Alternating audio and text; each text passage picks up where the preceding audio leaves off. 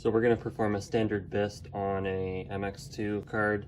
This is a low voltage MX2 card.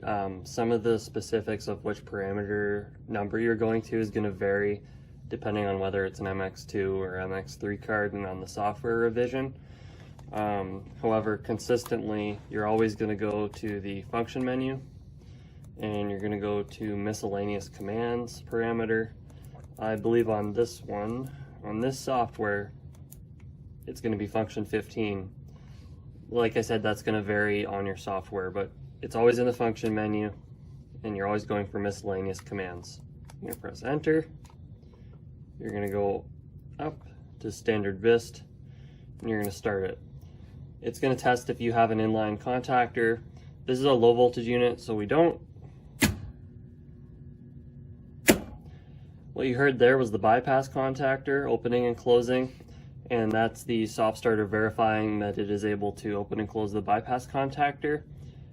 The middle set of wires, the red with gray stripe and red with black stripe going into the stack connector, are where feedback is typically provided to the card. So if that circuit is incomplete, whether it be a feedback issue or a contactor issue, it will fail the BIST at that point.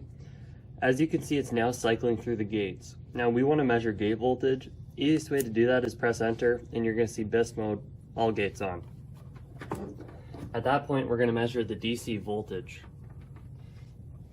As you can see, I'm hooking under the leads. We're looking for between about 0.5 and 2.5 volts. Now, it can be tricky because these cards are conformal coded. So usually what I'll do is, you can see I'll hook under the leads on the back of the card. Now you can do this with the gates plugged in, like the actual SCR gates, or unplugged.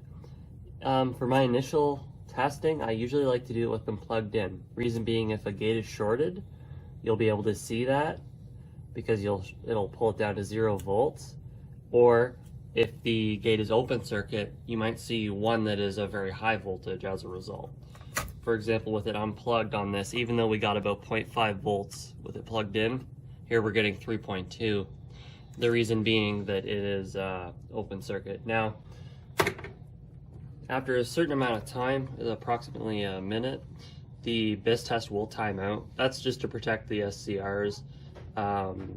So at that point, you can run it again if you want. On low voltage units, you can run it over and over indefinitely, and you don't have to worry about incurring any damage to the gate firing circuits.